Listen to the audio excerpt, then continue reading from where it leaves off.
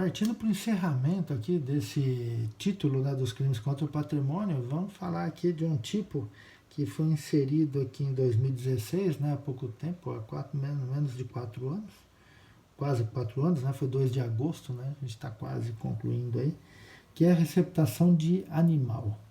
Isso porque a gente teve uma época, né, teve não, ainda continua, né, furtos de animais à vontade aí no Brasil rural, né? E então o legislador achou melhor, né, ter um tipo penal para tentar não apenas punir o ladrão, né, como a gente viu lá no crime de abigeato, né, que eles entraram na mesma época, mas também o receptador, né, com aquela ideia que de repente, se você punir o receptador, você consegue punir melhor ou punir maior o, o ladrão. Não esqueça que a gente vive num país em que tudo deve se estabelecer em lei, né? Eu ia falar até na discussão, mas há um inconformismo da doutrina, no tocante à receptação qualificada, com a pena. Você pegar a pena da receptação qualificada lá de 3 a 8 anos, no caput é de 1 a 4. Eles triplicaram o mínimo e dobraram o máximo, né? Há alguns autores que entendem que isso é desproporcional, né?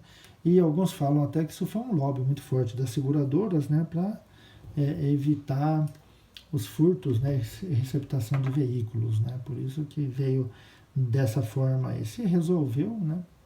Acho que não, né? Mas em todo caso está aí. O 180A, então, a receptação de animal.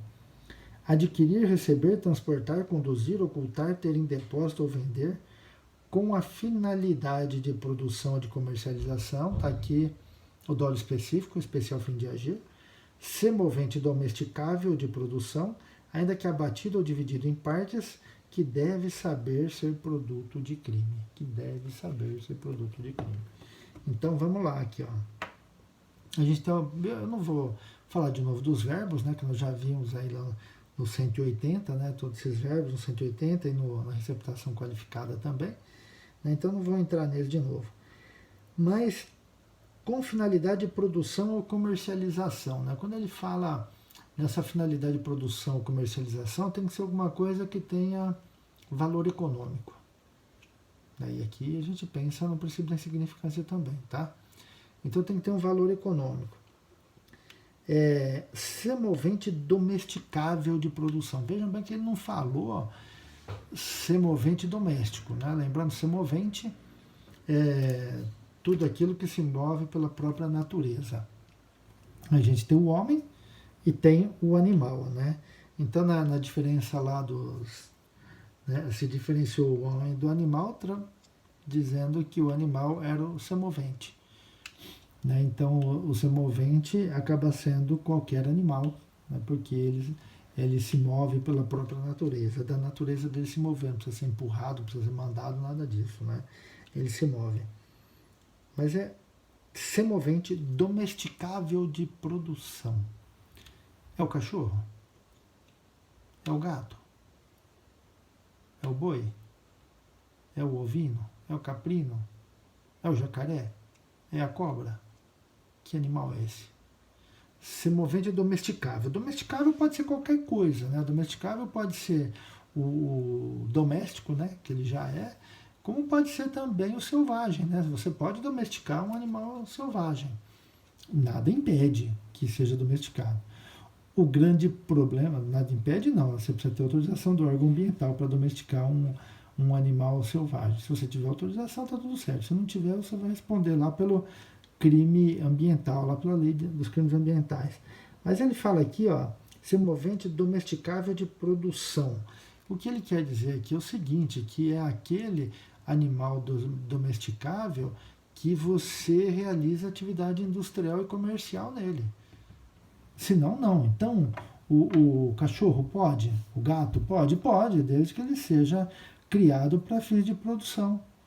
Né? É um cachorro de raça, eu vendo o sêmen dele, o gato eu vendo o sêmen, ou eu faço crias lá de cachorro e gato e vendo as crias, faço disso um comércio, então é um semovente domesticável de produção.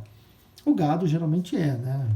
O gado geralmente ele é para produção, né? Eu vendo gado, e é engraçado que ele fala aqui, ó, ainda que abatido ou dividido em partes. Ainda que abatido ou dividido em partes.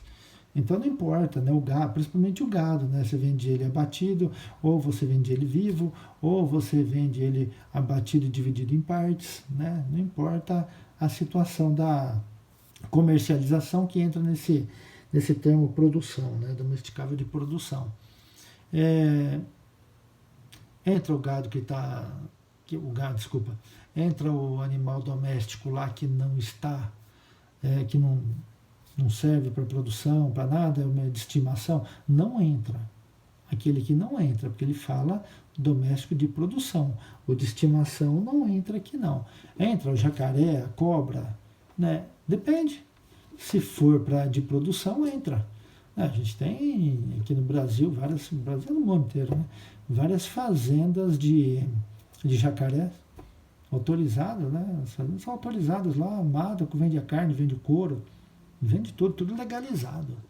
Nós temos de cobra também, né? Estamos fazendo de cobra, que eles retiram lá o veneno, né? É produção, né? É comercialização. Nós temos cobras, né? Que são comercializadas, as pessoas compram, né? Tem em casa cobra, lá tem uma jiboia aqui, tem uma sucuri, tem uma piton, né?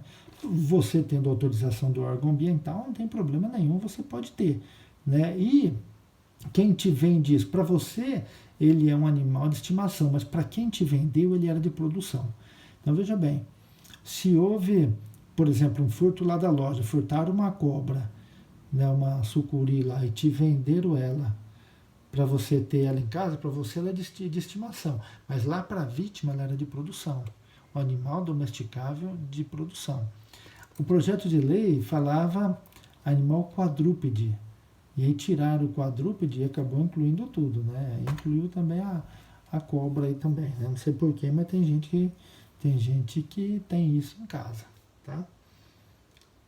Que deve saber ser produto de crime. Vejam bem que ele jogou aqui um dolo eventual, né? A gente tem um dolo específico aqui, né? Com a finalidade de produção e comercialização, né? E a gente tem um dolo eventual, né? Que deve saber ser produto de crime. Pô, como é que eu devo saber, né? Não sei, né? O legislador colocou aqui, inseriu aqui um dolo eventual, que na verdade, né, alguns autores falam que a gente tem que identificar aqui como dolo direto, né? Não dolo eventual. O artigo 181, a gente tem aqui as disposições finais do título, né? E a gente traz aqui no 181, era chamado antigamente de... alguns chamam era chamado de escusas absolutórias. Hoje chamam imunidades absolutórias, né? Ou imunidades absolutas, o 181. Né? Porque ele fala isento de pena, não há crime. É a forma como se interpreta isso. Não é que é isento de pena, não há crime. Quem comete qualquer dos crimes previstos neste título, desde lá do artigo 155, né, em prejuízo do cônjuge na constância da sociedade conjugal. Discussão aqui, união estável, entra ou não? Até um tempo atrás, muitos autores entendiam que não, né? Hoje, a maioria entende que entra, né? Nem tem sentido. Embora o rol aqui seja taxativo, seja números clausos, né? A gente tem... não tem como a gente negar isso, porque a própria Constituição Federal, ela dá à união estável a mesma conotação de casamento. Então não tem por que o legislador penal criar essa diferença, né? De ascendente ou descendente, ascendente, né? Pais, avós, descendentes, filhos, netos, seja o parentesco legítimo ou ilegítimo, civil ou natural. A Constituição de 88 acabou com esse negócio de parentesco legítimo, ilegítimo, civil, natural, criou tudo, hoje é tudo legítimo e acabou, né? Então, nesses casos aqui, ó, quando o crime é cometido contra essas pessoas aqui, a gente não tem crime. O artigo 182, ele vem com as chamadas imunidades relativas.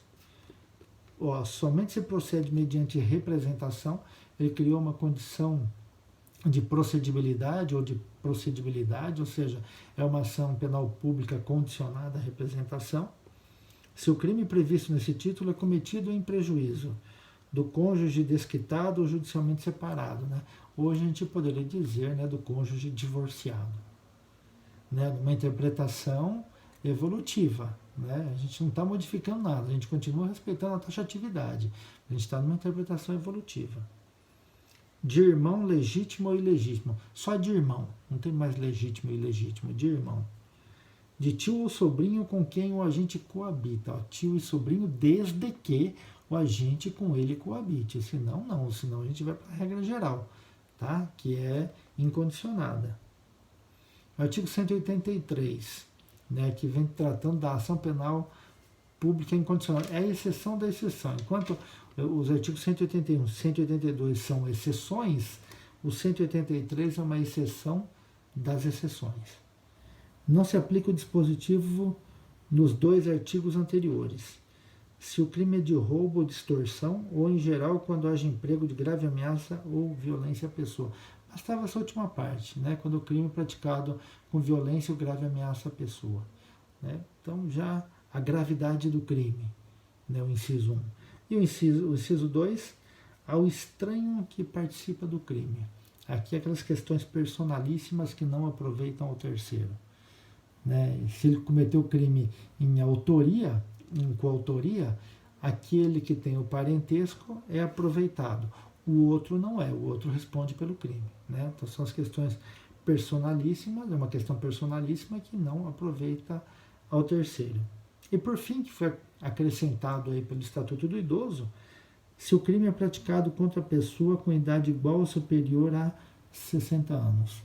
Né? O objetivo aqui, né, foi proteger o idoso, por isso o legislador acabou criando essa nova figura aí.